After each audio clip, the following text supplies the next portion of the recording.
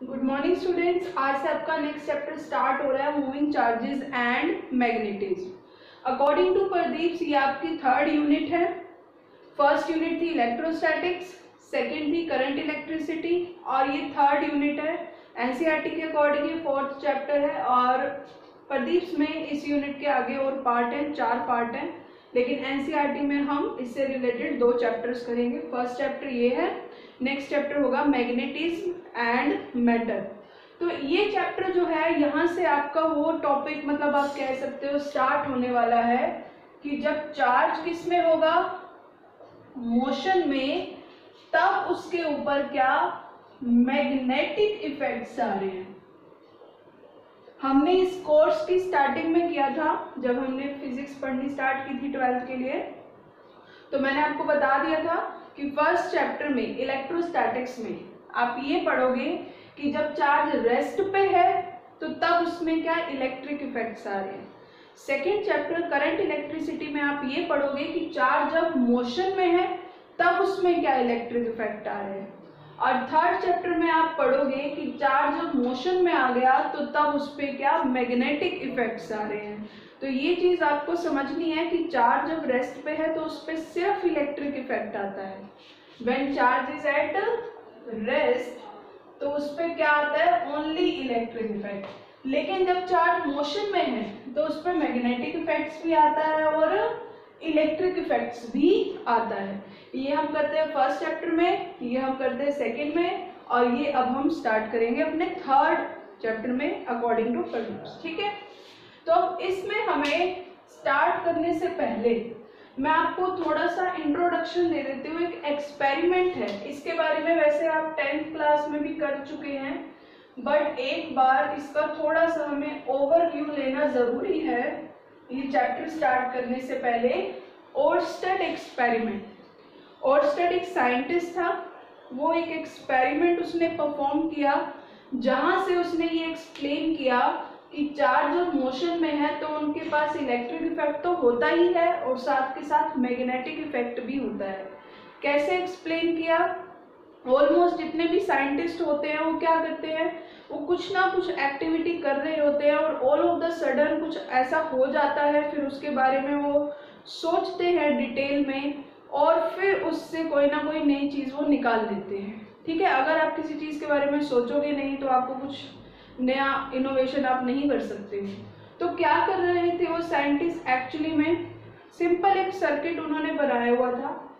Circuit में connecting wires थी, एक बल्ब था, एक बैटरी थी और एक स्विच था। वो क्या कर रहे थे, बार बार स्विच को ऑन कर रहे थे, ऑफ कर रहे थे, ये वायर्स चेंज कर रहे थे, बल्ब देख रहे थे कि ग्लो हो रहा है या नहीं, बैटरी की पोजीशन चेंज कर रहे थे, मीन्स अभी यहाँ पॉजिटिव है यहाँ नेगेटिव, नेक्स्ट केस में वो कर देंगे इधर नेगेटिव इधर पॉजिटिव, फिर मटेरियल चेंज कर देंगे। तो वो कुछ ना कुछ समझने की कोशिश कर रहे थे कि एक्चुअली में चार्ज मोशन कैसे कर रहा है, ये बल्ब ग्लो कैसे कर रहा है, टर्मिनल चेंज करने के बाद भी कर रहा है या नहीं कर रहा है। तो ये काफ़ी सारे चेंजेस कर करके कुछ सोचने की कोशिश, कुछ समझने की कोशिश कर रहे थे। तो जब वो ये एक्सपेरिमेंट परफॉर्म कर रहे थे तो लैब में परफॉर्म कर रहे थे। लैब में उनके पास ही जहां वो एक्सपेरिमेंट परफॉर्म कर रहे थे उनके पास रखी हुई थी एक कंपस नीडल। कंपस नीडल क्या है, एक्चुअली में एक मैग्नेट ही है जो कि हमें डायरेक्शन शो करती है। क्या शो करती है, डायरेक्शन। जैसे पुराने टाइम में क्या होता था कि आप 2 डायरेक्शन फिक्स थी कि जिस डायरेक्शन में सन राइज हो रहा है वो कौन सी डायरेक्शन है, ईस्ट। जिस डायरेक्शन में सन सेट हो रहा है वो डायरेक्शन कौन सी हो गई, वेस्ट। बची 2 डायरेक्शंस के लिए हर किसी के अपने अपने मिथ थे, कोई कैसे पता लगाता था कि ये नॉर्थ डायरेक्शन है, कोई कैसे पता लगाता था। रात के टाइम तो पता चल जाता था पोल स्टार से कि पोल स्टार की पोजीशन जो है, सिचुएशन जो है वो फिक्स है, एक ही जगह सिचुएटेड है वो। तो फिर ये डायरेक्शन नॉर्थ है, दूसरी बची हुई क्या हो गई, साउथ हो गई। तो जैसे पुराने टाइम में जब कुछ नहीं होता था, कोई टेक्नोलॉजी नहीं थी, तो लोग जंगलों के रास्ते ऐसे ही जाते थे कि ईस्ट से हमने जाना स्टार्ट किया, ये सन यहाँ इस डायरेक्शन में सनराइज हुआ था, वेस्ट की तरफ हमें जाना है और ये हमारा वेस्ट है, यहाँ सन सेट होने वाला है। और फिर हम रात हो गई, अंधेरा हो गया, अब सन भी नहीं है, तो हम देख लेते थे कि ये तो नॉर्थ है, हम कहीं गलत डायरेक्शन में ना चला जाए, तो नॉर्थ के अपोजिट साउथ होगा, मतलब हमें यहाँ भी नहीं जाना है, हमें उसी डायरेक्शन में वेस्ट की तरफ जाते रहना है। तो हर किसी का अपना अपना तरीका था डायरेक्शन फाइंड आउट करने का। लेकिन उसके बाद बनाइए, इसने हमें डायरेक्शन के बारे में थोड़ा सा बताना स्टार्ट किया। और ये किस पे बेस्ड है? ये एक्चुअली में बेस्ड है अर्थ्स मैग्नेटिज्म पे। आपको पता है कि अर्थ एक बहुत बड़ा सा मैग्नेट है। Earth is a big magnet. क्यों? क्योंकि अर्थ के इनर मोस्ट कोर में क्या प्रेजेंट है? मोल्टन आयरन, जो कि बहुत गर्म है। किस फॉर्म में प्रेजेंट है? वो लावा की फॉर्म में। और आपको पता है अर्थ अपने एक्सिस पे रोटेट करती रहती है, तो अर्थ रोटेट कर रही है और अर्थ के अंदर आयरन है, तो क्या होता है जब वो मूव करती है तो उस आयरन पीसेस पे चार्ज आ जाता है।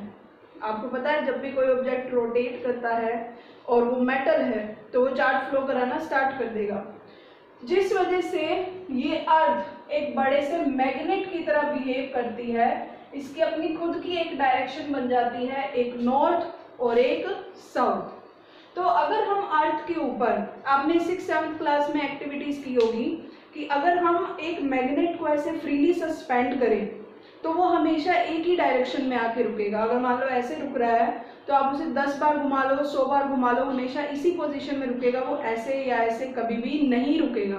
क्यों? क्योंकि अर्थ भी एक बड़ा सा मैग्नेट है और अर्थ के जो पोल्स है, नॉर्थ पोल और साउथ पोल, वो इसे क्या कर रहे हैं? अपनी तरफ अट्रैक्ट कर रहे हैं। तो कंपास नीडल बना दी इसी कंसेप्ट के ऊपर कि कंपास नीडल भी एक मैग्नेट है, उसमें दो मतलब डायरेक्शन दिखा रखी है, एक नॉर्थ और एक साउथ। और अगर आप कहीं जा रहे हैं तो अगर वो पॉइंट कर रहा है टुवर्ड्स नॉर्थ तो मीन्स वो नॉर्थ डायरेक्शन हो गई। क्यों? क्योंकि वो अर्थ के मैग्नेट के नॉर्थ पोल या साउथ पोल की वजह से क्या हो रहा है? अट्रैक्ट या रिपेल हो रहा है। तो ये अर्थ के मैग्नेटिज्म की वजह से अट्रैक्शन और रिपल्शन इसके ऊपर लगता है, जैसे चार्जेस पे लगता है। Same charge repel each other, opposite charges attract each other, वैसे ही यहाँ पर होता है। अर्थ का नॉर्थ पोल इसके साउथ पोल को अट्रैक्ट करेगा, अर्थ का साउथ पोल कंपास नीडल के नॉर्थ पोल को अट्रैक्ट करेगा। इसी अट्रैक्शन और रिपल्शन की वजह से क्या होगा? नीडल डिफ्लेक्ट हो जाएगी और वो हमें डायरेक्शन शो कर देगी। तो ये जो मैंने आपको सारी बात बताई है तो थी बहुत जूनियर लेवल की क्लासेस की, लेकिन जरूरी है इसमें आपको ये पता होना चाहिए कि कंपास नीडल बेस्ड है अर्थ के मैग्नेटिज्म पे। फिर इस केस में ओर्स्टेड ने जब सोचा तो ये यहाँ पर क्यों डिफ्लेक्शन शो कर रही है? मैं तो इलेक्ट्रिसिटी वाला एक्सपेरिमेंट कर रहा हूँ, तो ये मैग्नेटिक नीडल क्यों डिफ्लेक्शन शो कर रही है? इसके लिए फिर उसने थोड़ा सा सोचना स्टार्ट किया साइंटिस्ट ने। उसने कहा हाँ, यहाँ मैग्नेटिक इफेक्ट आ रहा है। कैसे आ रहा है? उसने कहा कि यहाँ जो चार्जेस मूव कर रहे हैं, ध्यान से समझना, चार्जेस जो मूव कर रहे हैं वो तो किसकी वजह से हो रहे हैं? इलेक्ट्रिक इफेक्ट की वजह से, कि पॉजिटिव से नेगेटिव की तरफ वो अट्रैक्ट हो रहे हैं। बट चार्जेस जो हैं एक डायरेक्शन में मूव कर रहे हैं, वो किसकी वजह से हो रहे हैं? मैग्नेटिक इफेक्ट की वजह से। बात यहाँ पर समझो, एक तो है कि आप चलते जा रहे हो, आप किसी रास्ते पे स्ट्रेट लाइन में जाते जा रहे हो, ये हो गया इलेक्ट्रिक इफेक्ट। लेकिन अगर आपको मुड़ना पड़ रहा है किसी डायरेक्शन में तो इसका मतलब आपके ऊपर एक और इफेक्ट भी लग रहा है, दो फोर्स लग रहे हैं आपके ऊपर। क्योंकि इनर्शिया क्या कहता है? आप जिस स्टेट में हो उसी स्टेट में रहोगे तब तक जब तक आप कोई फोर्स नहीं लगाते। अगर आप स्ट्रेट लाइन में जा रहे हो तो आप स्ट्रेट लाइन में ही जाते रहोगे। कब तक? अगर आपको डायरेक्शन चेंज करनी है तो आपको क्या लगाना पड़ेगा? फोर्स लगाना पड़ेगा।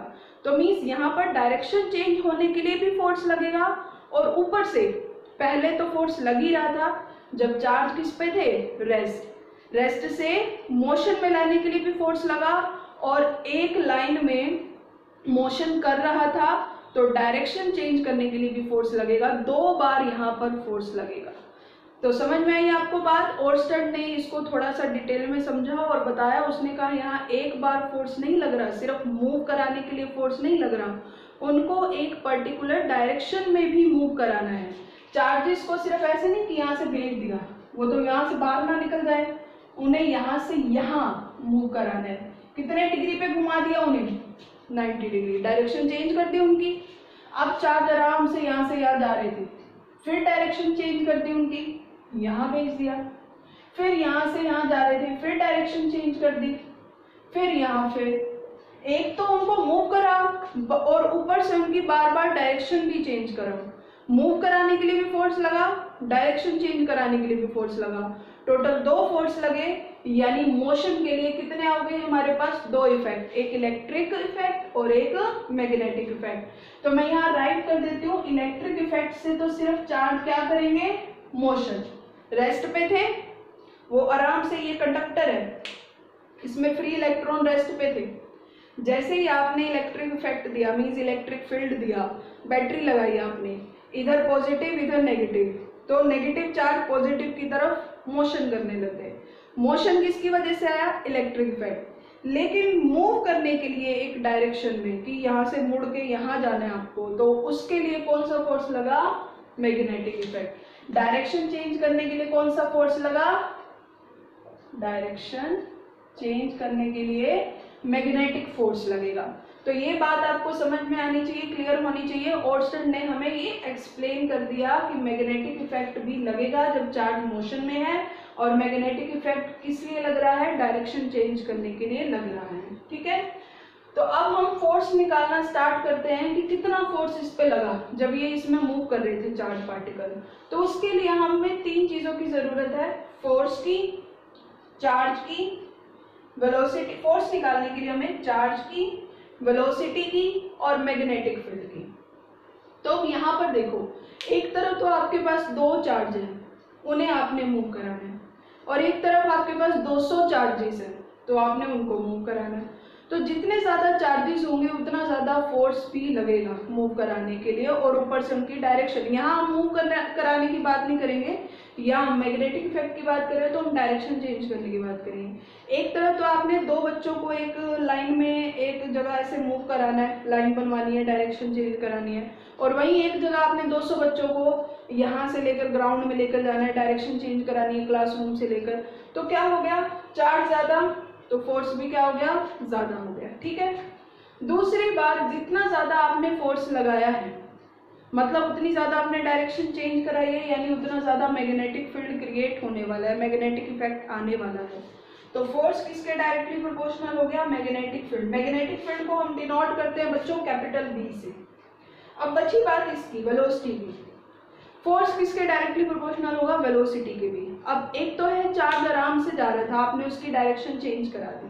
दूसरा है चार्ज बहुत हाई वेलोसिटी से आ रहा था, तो उसकी डायरेक्शन चेंज कराने के लिए भी हमें उतना ही ज्यादा क्या करना पड़ेगा? फोर्स लगाना पड़ेगा। समझ गए ये बात? तो वेलोसिटी के भी ये डायरेक्टली प्रोपोर्शनल बनेगा, लेकिन वेलोसिटी का एक कंपोनेंट आएगा, डायरेक्ट v नहीं आएगा, v के साथ साइन थीटा लगा हुआ, देखो, तो v का एक कंपोनेंट आएगा। तो उसको कैसे कर रहे हैं? देखो, ये फोर्स है, ये फोर्स है, आपने इस डायरेक्शन में मोशन करा दिया, ये फील्ड की डायरेक्शन है, मींस मैग्नेटिक फील्ड, और इस डायरेक्शन में करंट फ्लो हो रहा है, यानी चार्ज मोशन कर रहे हैं, यानी ये किसकी डायरेक्शन हो गई? वेलोसिटी की। तो ये कुछ कुछ आपको देखो right hand left hand rule जैसा लग रहा होगा, लग रहा है? ये कौन सा रूल हो गया आपका? Left hand rule. ये डायरेक्शन किसको रिप्रेजेंट कर रही है? मोशन। ये डायरेक्शन किसको रिप्रेजेंट कर रही है? Magnetic field. और ये डायरेक्शन किसको रिप्रेजेंट कर रही है? अपनी वेलोसिटी की डायरेक्शन को। तो वेलोसिटी जो है वो इसके साथ एक एंगल पर है, मैग्नेटिक फील्ड के साथ। लेकिन हमें यहाँ पर जो सारी लेनी है वैल्यूज, वो लेनी है एक दूसरे के परपेंडिकुलर, मीन्स कितने एंगल पर? 90 डिग्री एंगल पर। अगर ये एक्सिस x मानो, ये y मानो, तो ये z होगी। x y z तीनों एक दूसरे के परपेंडिकुलर होते हैं, तो मीन्स हम वेलोसिटी की ये डायरेक्शन नहीं ले सकते, हमें इसको 2 कंपोनेंट में रिजॉल्व करना होगा। इस पर एंगल बना हुआ है, तो ये कंपोनेंट कौन सा हो जाएगा? v cos थीटा, और ये वाला कौन सा हो जाएगा? v sin theta. और हम v cos थीटा नहीं लेंगे, क्योंकि v cos थीटा और b की यानी मैग्नेटिक फील्ड, इन दोनों की क्या है? Same direction. तो अभी मैंने बात की, हम सेम डायरेक्शन नहीं लेंगे, हम कौन सी डायरेक्शन लेंगे? जो एक दूसरे के क्या होगी? परपेंडिकुलर।